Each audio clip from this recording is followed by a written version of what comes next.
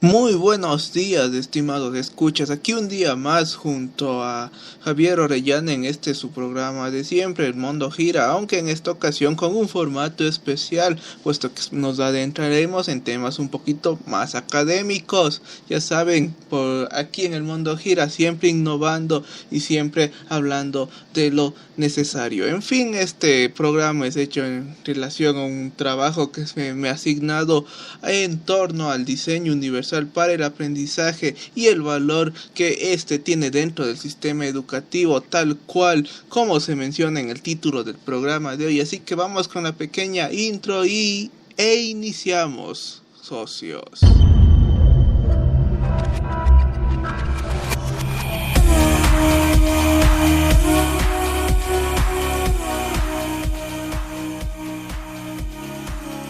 En fin, muy buenas noches, muy buenos días, no importa la hora que estén escuchando este programa. Aquí vamos a hablar, como lo mencioné en un principio, del diseño universal para el aprendizaje y sus usos en la cotidianidad educativa. Así es, amigos, de este diseño que sin duda ayuda al desarrollo de un libre aprendizaje, puesto que este abarca a todos los estudiantes sin hacer distinciones, sin hacer problemáticas. Esto principalmente desde aspectos como por ejemplo el currículum, de lo cual hablaremos más adelante. En fin, para hacernos un poquito a la historia, un contexto histórico, este diseño universal en realidad no surge directamente hacia la pedagogía en los años 70, cuando fue que surge, sino que en realidad se enfocó en principio a lo que era el área de la arquitectura, cuando el entonces arquitecto Ron Mace, el cual no podía mover las piernas, tenía parálisis de ambas piernas debido a que sufrió la polio en su niñez,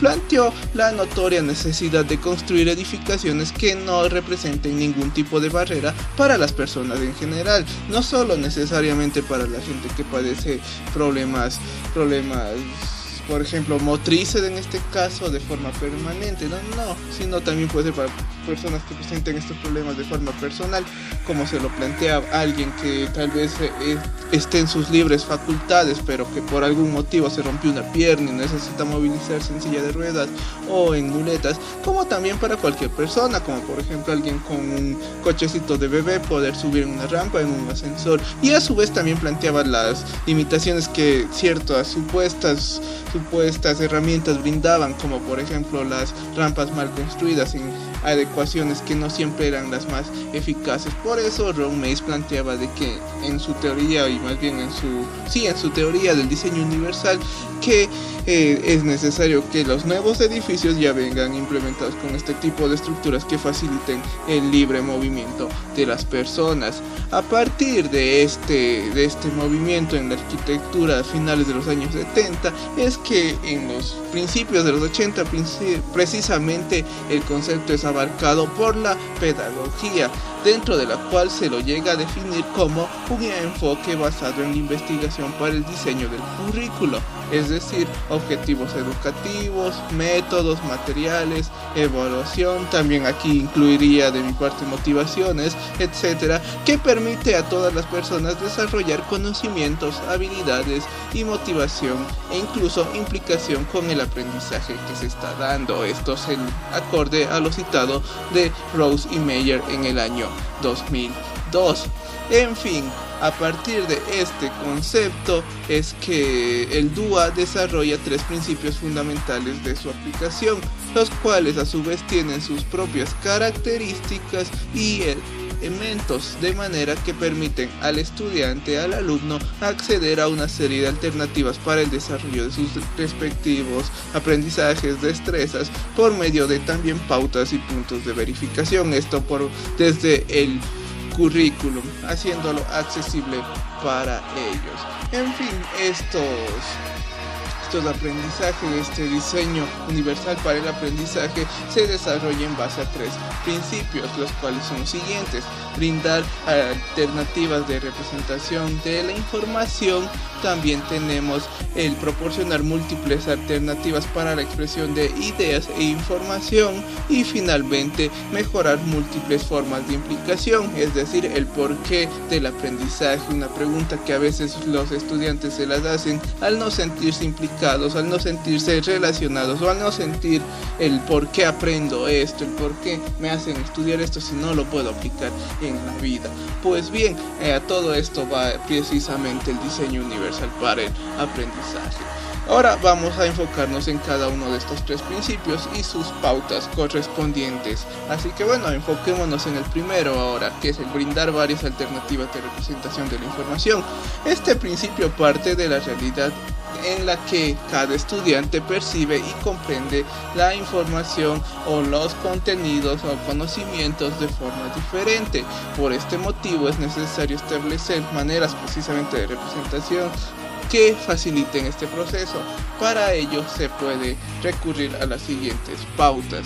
En primer lugar, por ejemplo, tenemos proporcionar diferentes opciones para percibir la información. Esto puede ser por medio de la personalización de presentaciones de la información ante la clase, o mejor dicho, adecuar, por ejemplo, el contexto, no necesariamente usar siempre los mismos documentos, los mismos textos, el mismo formato dentro de la clase, sino adecuarla acorde a las necesidades. Por ejemplo, alguien que necesite letras más grandes, alguien que necesite mayor visualización del contenido, así podemos trabajar esta pauta. Por ejemplo, también la transferencia de información por medios no escritos tradicionalmente, como pueden ser los auditivos. Aquí puede entrar, por ejemplo, la voz del docente, la voz de los compañeros o voces pregrabadas que ayudan a la recepción de los contenidos, a la recepción de la información dada al estudiante. O también tenemos las visuales, en las cuales puede haber tanto audiovisuales en realidad, en los que puede haber audio, puede haber solo imagen, puede haber subtítulos, pero la imagen, por ejemplo, refuerza las palabras y esto viene a ayudar en buena medida a la recepción o a la presentación, en este caso, de los contenidos de la información. De ahí, en segunda pauta, tenemos lo que es proporcionar múltiples opciones para el lenguaje y los símbolos. Aquí, por ejemplo, tomamos el caso de que alguien no necesariamente domine un idioma, así que se pueden presentar problemas por medio de solamente leer subtítulos o de escuchar las frases que un docente, que un audio pregrabado, que un estudiante diga, ¿no? Así que por este motivo tendríamos que en un principio definir vocabulario y simbología dentro del tema que se va a tratar en este contexto, por ejemplo. También a su vez lo hacemos con la sintaxis y la estructura para definir, por ejemplo, lo que es el argumento principal, las ideas base, las ideas de apoyo, todo esto. También tenemos lo que es la decodificación de textos, esto también pasando al plano matemático, puesto que tenemos que enfocarnos en todo el sistema educativo, notaciones matemáticas, también simbología de lo que puede ser matemáticas o de lo que puede ser en estudios sociales, por ejemplo, ciertos símbolos de los jeroglíficos o de las acuñaciones que se las dieron, por ejemplo, en la Mesopotamia. En fin, esto lo tenemos dentro de la segunda pauta. También tenemos la comprensión entre diferentes idiomas para así, por ejemplo, que haya contraste, definir una palabra o tener al menos como referencia el referente, la traducción lingüística de una palabra en otro idioma, y así podemos seguir trabajando. Y finalmente, dentro de esta pauta sería ilustrar las ideas principales a través de múltiples medios, como por ejemplo imágenes, mapas y también, por ejemplo, palabras agrandadas. En fin, esto ya entra en lo que es la imaginación de cada docente.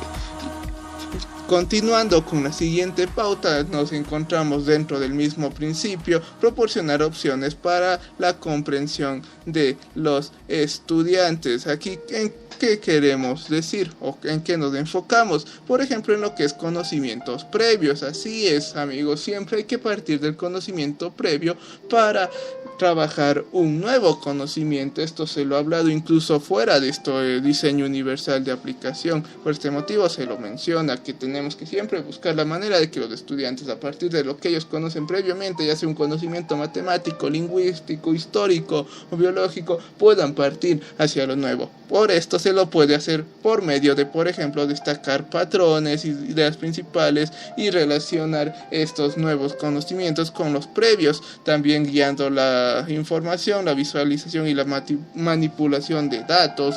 También podría ser con material palpable, ¿no? y relacionarlo a sí mismo con lo anteriormente visto. Y también tenemos lo que es maximizar la memoria y la transferencia de información, es decir, aprovechar también lo que es la recepción de información y a su vez lo que es la transferencia mutua, por ejemplo en este caso entre estudiantes, docente-estudiante, y que esto se vaya dando de forma progresiva y paulatina, de manera que no se detenga y no se vea perjudicado el conocimiento, o más bien la transferencia de información. Dentro de lo que es el segundo principio, nos encontramos el proporcionar múltiples alternativas para la expresión de las ideas.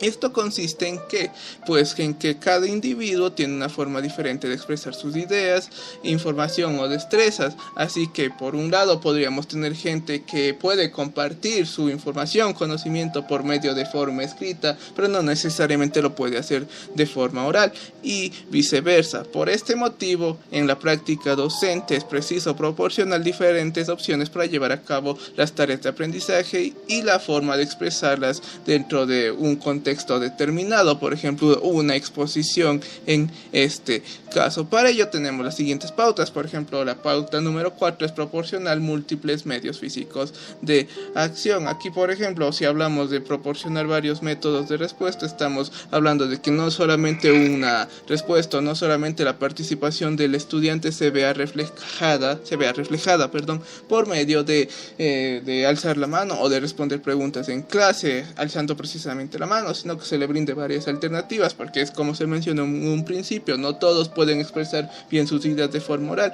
pero también pueden hacerlo de mejor forma de manera escrita, por ejemplo. A esto en este punto. También tenemos ofrecer diferentes posibilidades para interactuar con los materiales. Por ejemplo, aquí debemos tomar en cuenta el contexto. Puede haber personas que no necesariamente puedan palpar un material didáctico, o que puedan tener contacto o que puedan socializar, por decirlo así, con material, por ejemplo, digital. Por eso es necesario adecuar este tipo de materiales, por ejemplo, en alguien que pueda hacer de forma audible, de forma visual.